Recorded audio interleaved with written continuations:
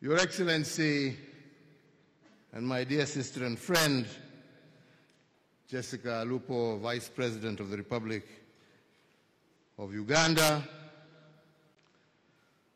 the Right Honorable Dr. Rukana Rugunda, Patron of the Guild's President's Leadership Academy, a man who I had the pleasure to serve under when I was Deputy Prime Minister of the Republic of Kenya and he was Prime Minister of Uganda. Mzee wetu, Mzee Ruchikaire, I hope this one-year-old has not let you down. We are still struggling and moving on. The Vice Chancellor of this esteemed facility, Makerere University, Guild Presidents, student leaders from across our East Africa region, distinguished guests, ladies and gentlemen, let me say what an honor it is to stand here to address this very distinguished gathering of young leaders from across the East African region. I myself are extremely happy to be here in this great city of Kampala, which I consider to be my home away from home.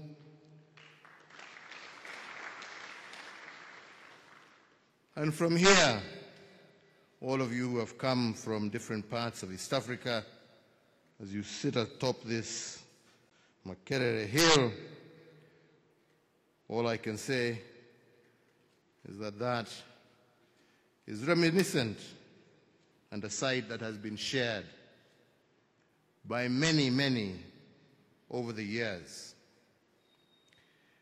Allow me at the very onset to extend my heartfelt gratitude to the Guild President's Leadership Academy for organizing this summit, and also to Makerere University, through you, Vice Chancellor, for hosting us at this esteemed institution, which, as you reminded us, is the foundation of East African higher education. All of us are children of Makerere, and we are happy and proud to be. And we're also happy to see that Makerere continues to serve as the furnace upon whose flames the ideologies of many African leaders in the past, and most definitely in the future, will continue to be forged. So, ladies and gentlemen, getting straight to the point, to state that today we are living in a tumultuous time would be somewhat of an understatement. The traditional world order that we have become accustomed to is being upended before our very eyes. The forces of nationalistic politics are fast eroding the foundations of multilateral institutional frameworks that have formed the substructure of global geopolitics for many decades. From the uncertain policies emanating from Washington, D.C., that are reshaping the rules of global trade, to the all-consuming conflicts in Ukraine and Gaza that risk becoming the nuclei for wider regional conflicts, we are indeed witnessing a watershed moment in the history of our world. As an African leader, I view these developments from a somewhat broader context beyond the uncertainty of growing global tensions. I recognize that we, as Africans, are simultaneously besieged by disruption, chaos, and confusion on the one end, but also, I believe, immense opportunity and promise of prosperity on the other end. To illustrate further on this statement that seems contradictory on the face of it, I will draw from two examples that some of you may find familiar, given the fact that it was mentioned here also. Your Excellency Uhuru Kenyatta, the fourth president of the... Oh, okay.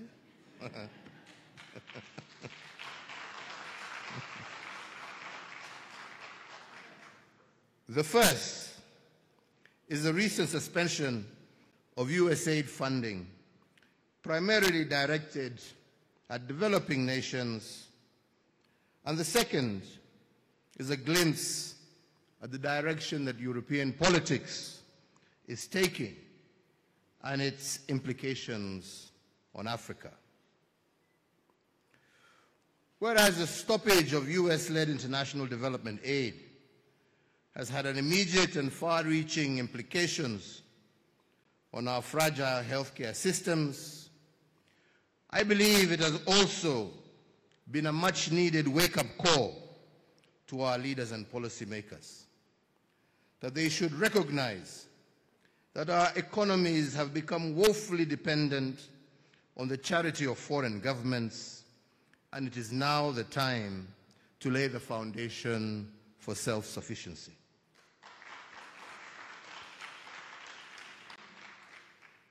The sunset of USAID has forced a level of economic policy introspection unseen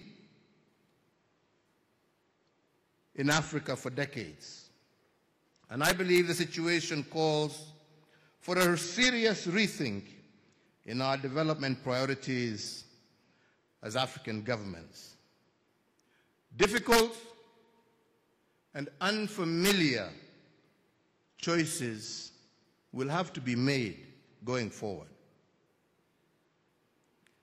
Our governments across the continent must weigh whether buying bullets to restock their armories is better than use of scarce resources for producing vaccines and mosquito nets needed to protect our infants from disease.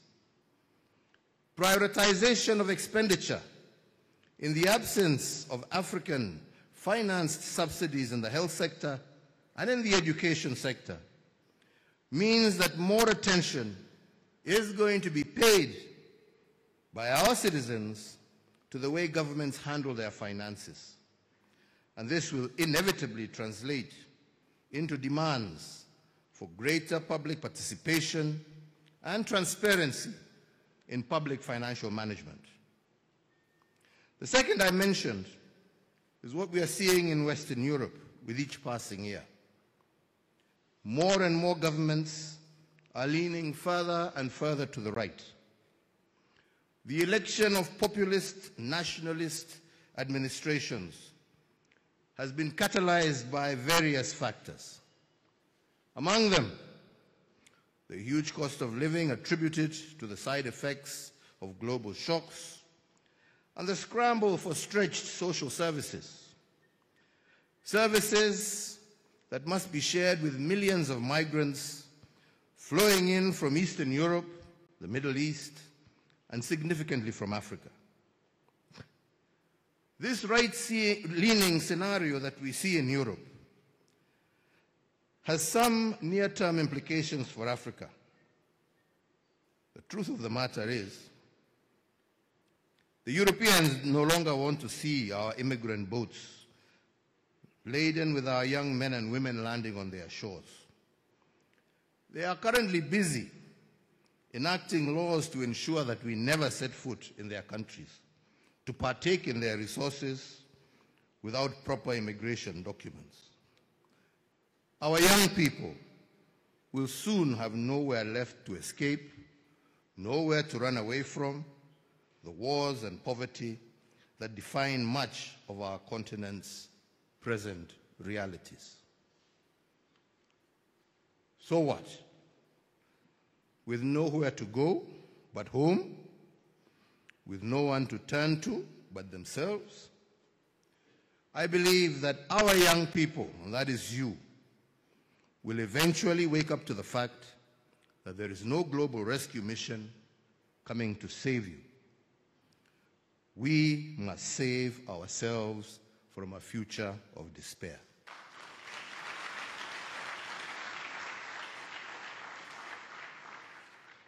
You, our young people, will have to play your part in reshaping the destinies of our countries of birth, and you will help us realize that this is the moment for each and every one of you to step onto the stage. Your time has come.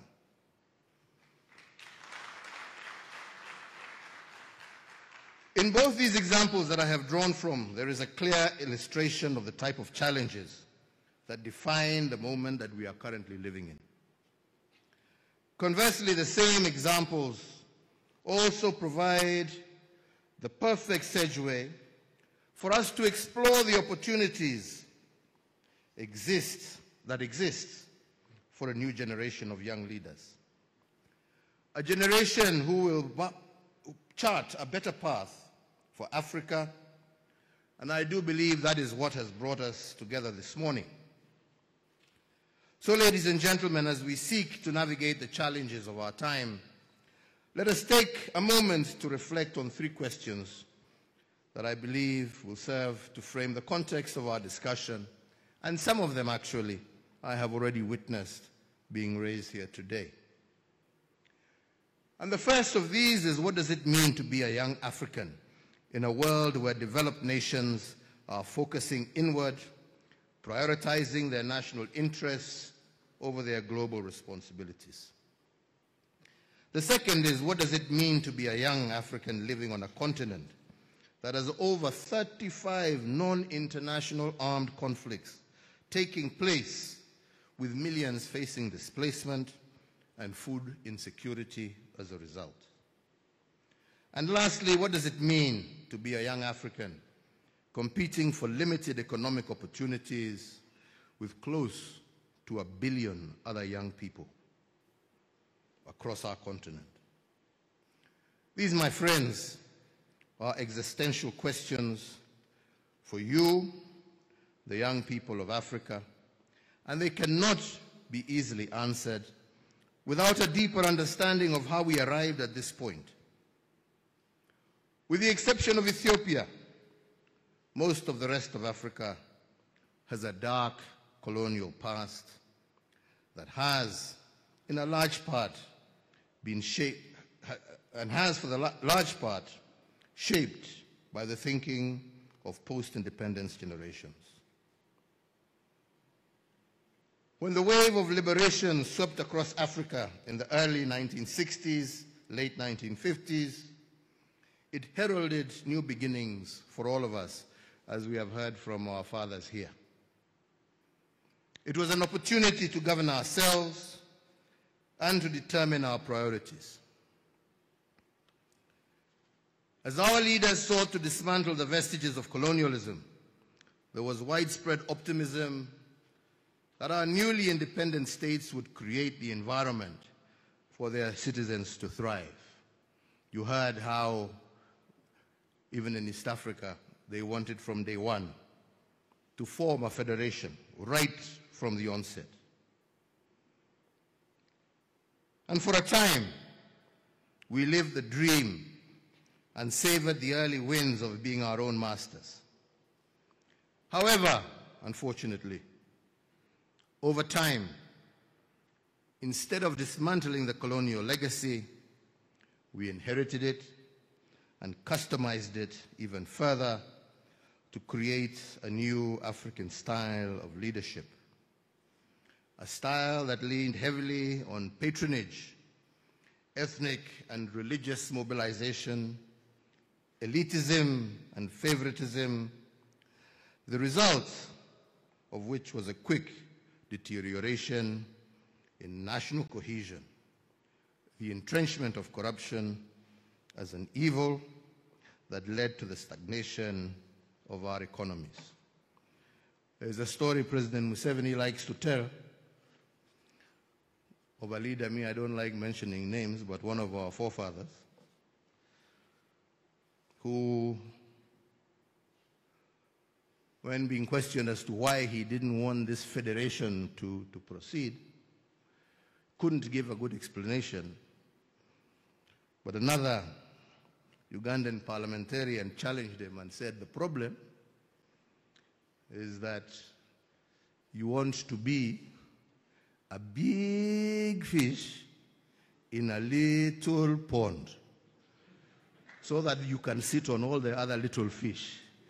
And unfortunately, that was the mentality that resulted in many a problem on this continent.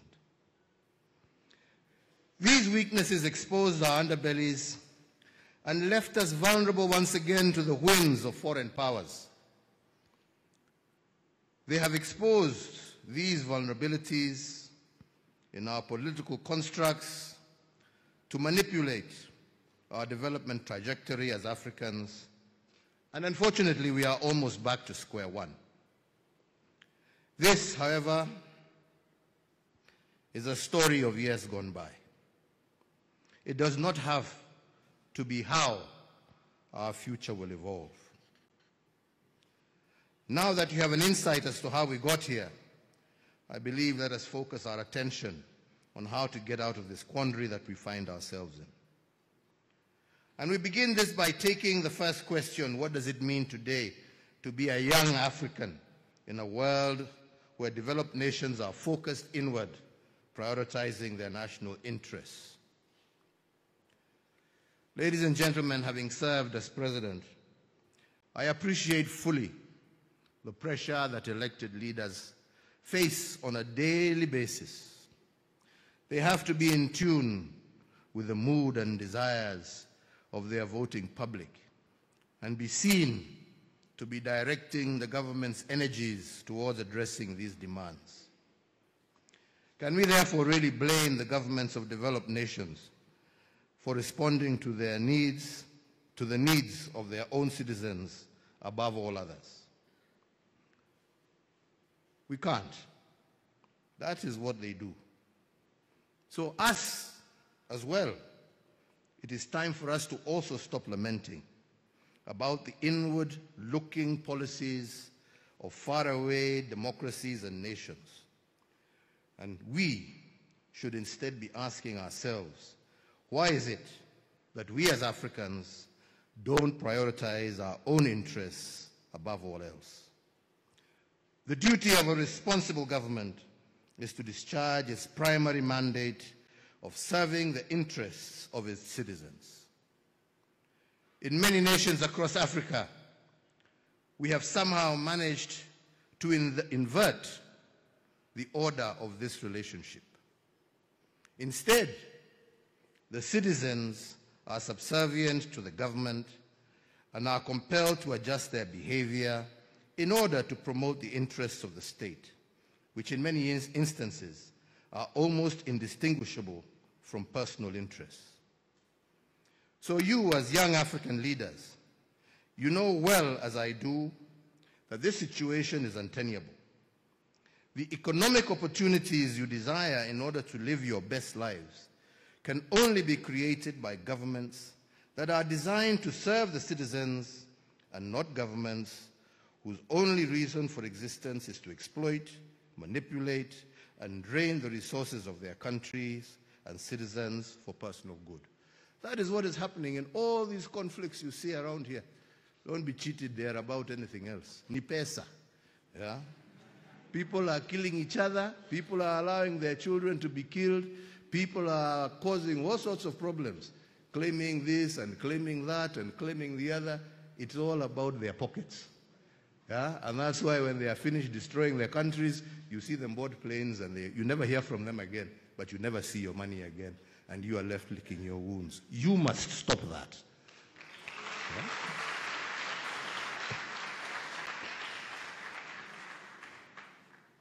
Allow me to remind you once again that there is nobody coming to our rescue, and in a world that is becoming more insular, there will soon be nowhere to run.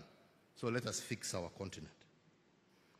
It is therefore my considered submission that the answer to our first question is that you as young leaders must recognize that this is your independence moment, and that you are officially the freedom fighters of this era.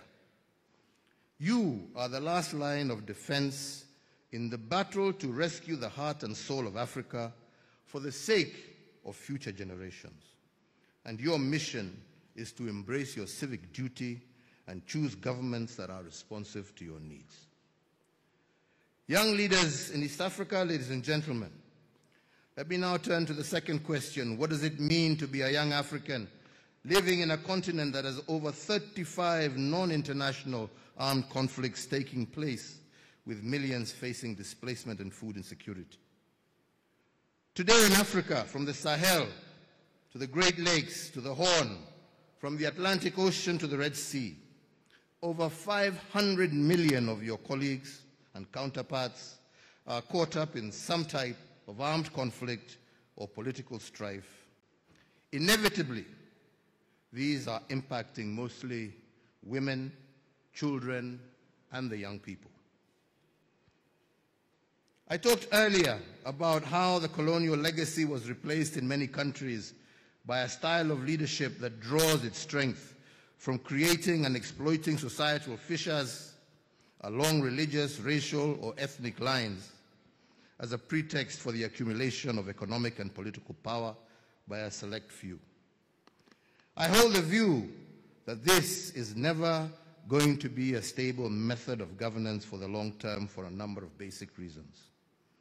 Firstly, the corruption that arises from it only serves to undermine public interest and diverts resources from essential services, sowing the seeds of resentment among the populace.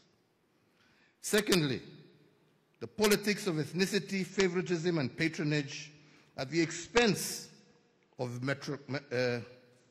meritocracy are the quickest ways in which to erode national unity. Thirdly, personalization of the state means that institutions designed to safeguard continuity of governments are weakened.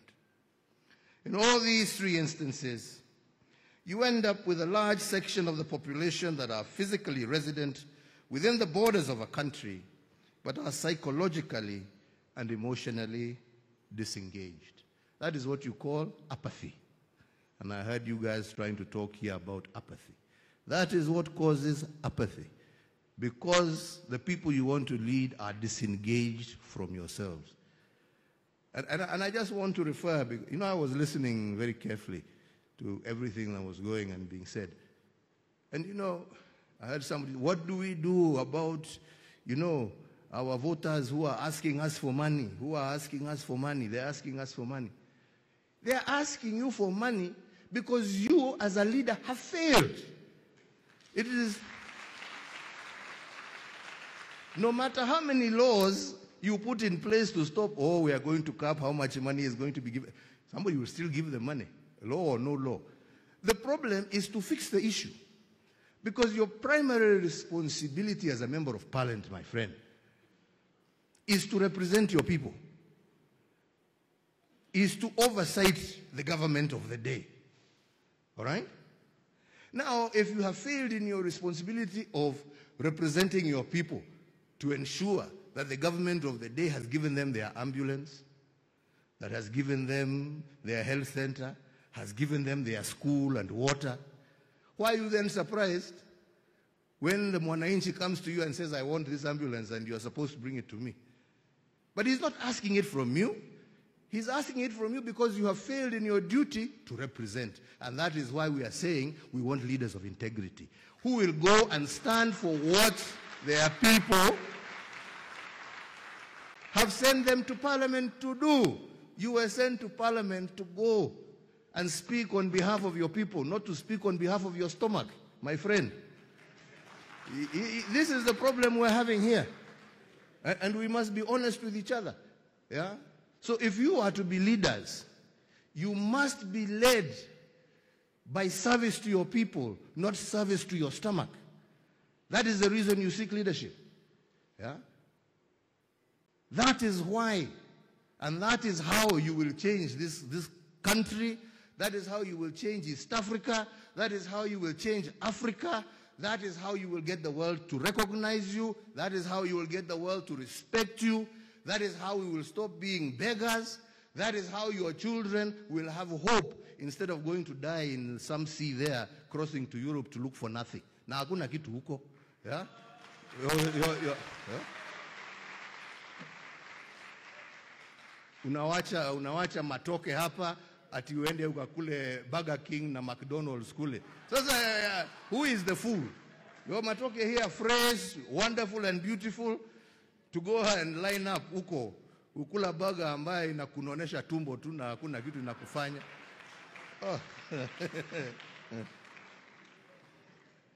Ama ni namna gani?